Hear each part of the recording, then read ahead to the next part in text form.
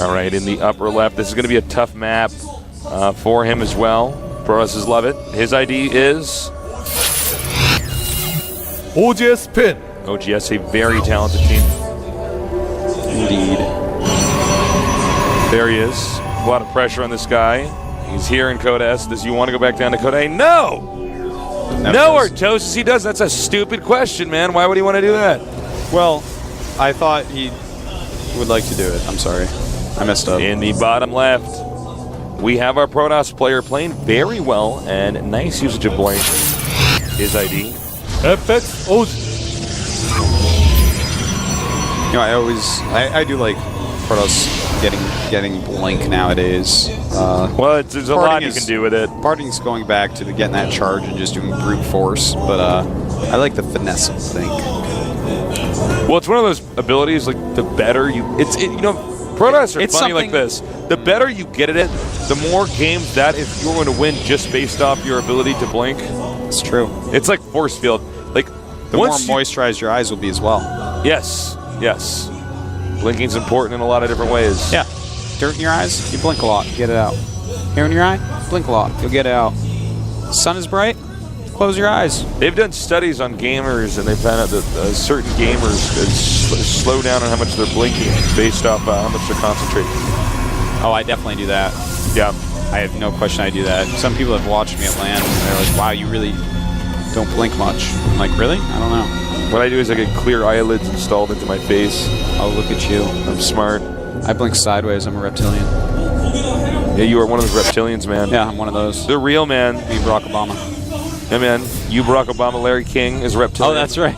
I heard it's on the reptilian site. I believe Mitt Romney is also a reptilian.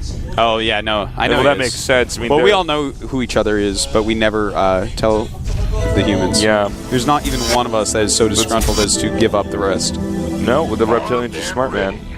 Yeah, we are. Yeah, they are. And in fact, right now, I'm like a plant. I'm a reptilian plant, where I talk like it's stupid to make people think that, oh, I guess it's not real, but guess what it is?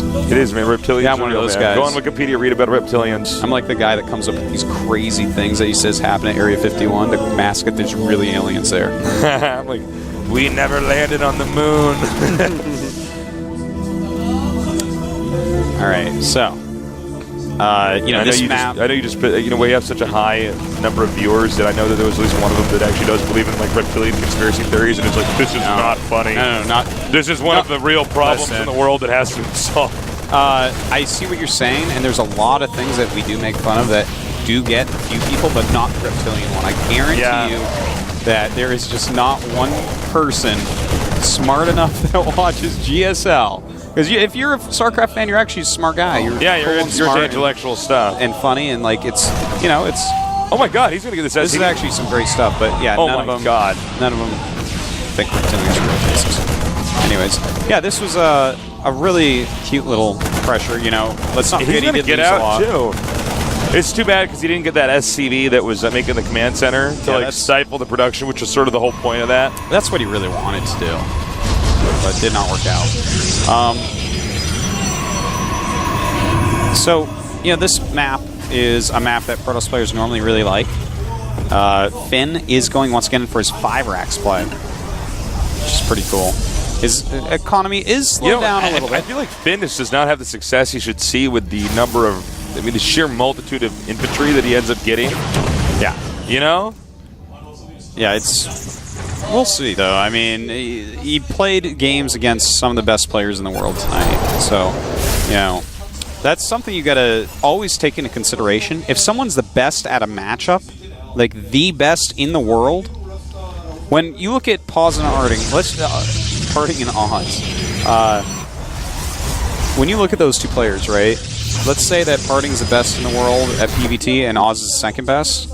Even if you're practicing with Oz for parting, it's not enough. Okay. I mean, when we get down 3rd, 4th, 5th best, everyone around that range is going to be easier to practice for because there's more people around that range. Right, Whereas the absolute pinnacle of a matchup, like if you're practicing for DRG's Zerg vs. Terran. Right. Do you know how hard that is? Yeah, how do you practice? Yeah, there's just no way. Like, it's almost impossible. It happens in StarCraft 1 all the time. Like, how do you prepare for Flash or Jaedong? You just can't. Yeah. Store can do so, you just can't. Well, you just basically have other to sit players there watching level. their games all day and try to come up with a strategy that would just seem to be the most appropriate, and then try that against the lesser players that are your teammates, and hope that works. And, you know, despite the fact that Finn is getting all these units that you keep mentioning, and it's just so hard to actually prepare for what is exactly going to happen. Now, it does not look like the Stalker's going to get away. No. In fact, when a Marauder gets you, you either guess that your opponent's going to mess up the easiest micro in the game, or you turn around and attack him and get an extra hit or two in. Yep. That's your choice. All right, so that's a big amount of units, as mentioned. Oz going to have to be very careful here. He made additional gases. The factory is about to finish here. This attack coming down, going to be kind of deadly. No combat shields, but he does have concussive shells. We have 4 sentries out right now. A decent number of Zealots and Stalkers. And he's got to force fields. Bungled force fields there. Yeah, I would say so. This is actually... Okay, that also doesn't make any sense either. Yeah, that's not... Ooh, but... don't know that I like that exactly. I think actually this is like too much, man. Yeah, Oz messed that up. Those 2 force fields behind, I see what he was thinking, but it wasn't the right choice there, actually. What he needed was another... Nice control here, actually. Yeah. Wow, look at that. You know, he has I'm so surprised. He's lost 3 sentries. He's losing mining time. He's lost some additional units as well. Whereas Finn has 5 racks. He doesn't care about those units as much. You know, what he was thinking with those back force fields is oftentimes a very intelligent move, so they can't run away, but Finn didn't want to run away. He just wanted to go through those force fields. Yeah. There was too much. He's like, okay, well, now you're trapped in here with me. I guess you're going to kill me. What Oz needed to do was just another layer of force fields, trying to catch just a few units up there after the first batch ran out, while getting another warp in round or 2. So he kind of bungled that a little bit. So that went a little bit better for Finn than Oz. But, you know, at the same time, Oz got his 3rd up. So that's something that we really have to consider. I do like Oz's position in that way. And he is getting a lot more gates. And if he just plays the defensive game up here, he does have Blink. He's got 50 probes to the 37 SCVs, too. So that's a pretty freaking good economy. Yeah, he's definitely winning economy-wise. And, you know, he's actually in a great spot because he does have Blink. And, you know, if he just continues to warp in a lot of units and he plays correctly defensively, you know, with 6 sentries, a random assortment of Zealots, and a bunch of Blink Stalkers, it's going to be hard for Finn to break him. But he's out in the middle. It could be a little bit difficult. Force fields ineffectual. Yeah, pretty ineffectual force fields. The Zealots don't end up doing very much there. He's got to be careful.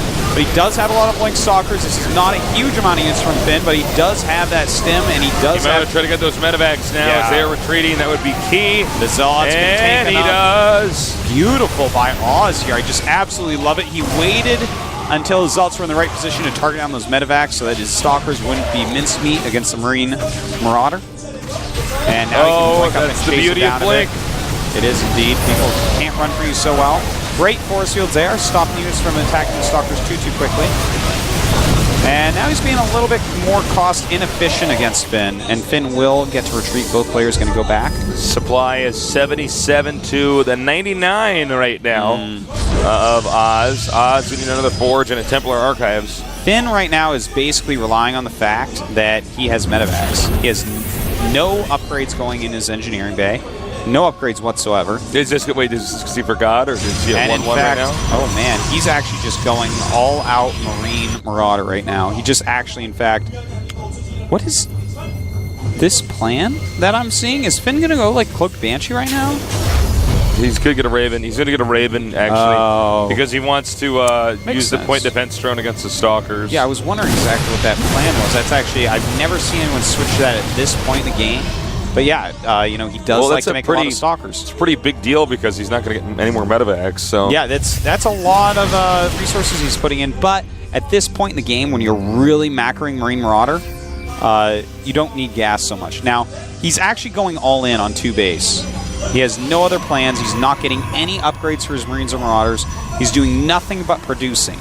He's not even making SCVs. In fact, he just started +1 attack, which kind of boggles my mind. So he's going to do a timing, like a one-shot timing? Yeah, he might. Well, I mean, if he's not making SCVs and he's that low on SCVs. Oh, yeah, you're actually right. He's doing a one-shot timing because he just started a second Raven. So the fact that he's making more than one Raven, that makes more sense. I thought it might be like just This is some complex stuff that we saw a little bit more in StarCraft 1 because the game was more figured out, where basically you get a little bit behind. Oh, my God, he's sending the SCVs. And actually, this time isn't lining up with anything. Yeah. This timing is not. Psystorm's about to finish. This is going to be brutal. Oz is going to crush this. He has more supply as Psystorm, more upgrades. All right, those Psystorms were kind of ineffectual right there. And he's got to be careful here. That is a lot of Marines and Marauders. They can deal a lot of damage with Stim. We have no upgrades finished for Oz. Right, +1 care base about to finish.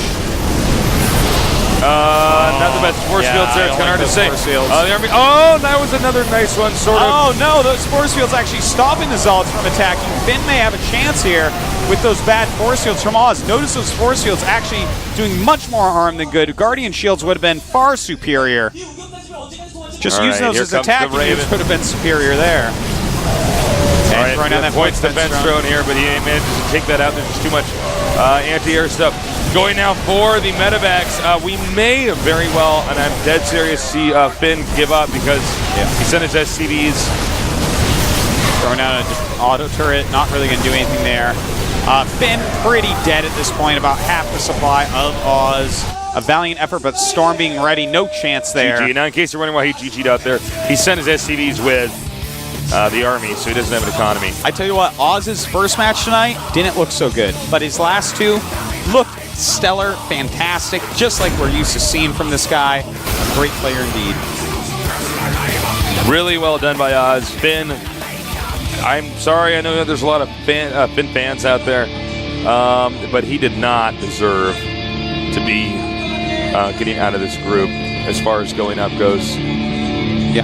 He absolutely played disappointingly. You know, his first series did look really good, but the last two not so much. The one I feel bad for is Pol, last place in this group after playing so well against Parting. He gave Parting when, Parting got going and stuff, and Pol kept him down for a long time. It was a very close series overall. And I was really, really impressed with him. Some of the best TVPs I've seen. But, you know, I think that Pol and Finn are two players that definitely will come back up through the up and down matches. I imagine we'll see them again in next season's round of 32 Code S. I think so. You know, they're Code S quality. It's as simple as that. This whole group is. Yeah, no, everybody in this group is good. This is probably our toughest group to decide who moves on. It's just hard to predict. So now we know. Yeah. Two Protosses moving on. The day of Protoss, Parting and Oz. Finn and Polt go down. Polt to the round 1 of Code A. Finn to round 2. Well, I'm sure we'll see them back. I mean, Polt is a champion. Finn, a StarCraft 1 champion, so of course you're going to go to StarCraft 2. But, you know, Oz and Parting, they're these hot, you know, up-and-coming Protoss players. Their style is just really good. Yeah, I want to tell everyone that, you know, there's a possibility of something like a Parting Marine King final. Imagine that. That'd be so cool. Fun. That would be a good time. That would be cool. That would be sick. Yeah. Well, guys, thank you so much for joining us today. It was a real treat to be back casting. I know we had a little bit of time off. Well, you guys get us for the next 3 days as well. Yep. I'm so happy about that, actually. It's good to be back. I thought it'd be a little bit rusty today, but actually it felt fine. Felt great. So, let's take a look at the Group H results. Parting and Oz move on. Finn and Polt, they're out. They're down. They're down. They got to fight again to get back up into the prestigious Code S. We'll see if they can do it. I think they can. Easily one of our best groups in this part of the tournament. Yeah, I actually completely enjoyed all the games here. They were actually all really fun to see. A lot of intelligence. Yeah, except for that one that Finn did that actually. Well, that one I even took some pleasure in, Tasteless. Yeah, I guess it's fun. I like Parting's opening. All right. Oh, next pretty match sick group tomorrow. Sick. MMA, Squirtle. Leenock and Nada. Squirtle off a second place in IPL. MMA, he's been quiet for a little bit. as has Lenok for the last couple months, and Nada, of course, just joining call, but no huge results for him in a few seasons now. Yeah, I think Nada might have the toughest time in this group. I hate talking like that because it's Nada. Lenok Nada rematch. You remember when Lenok 4-pulled him, or 6-pulled him rather, and Nada took his jacket off? I remember that. Sickest That thing was awesome. Ever. I hope Call was smart enough to give him a jacket to take off. He has to, because it's too badass. If you don't have a Rips jacket, that thing off. No, if you're Nada with like those ripped biceps and you don't have a jacket that you can take off if you lose game 1 or game 2, I mean that's you've misprepared. You're ill prepared. You misprepared. You're unprepared. You misprepared. All right, so I think that's pretty much almost done, I guess. Again, thank you guys so much for joining us here today. We love you guys. Add us on Twitter. Yes, add us on Twitter. Call me Tasteless and Artosis. And we'll be here for the next 3 days in a row. Casting more awesome GSL Codex for Artosis and myself. Thank you so much, and I'll see you tomorrow.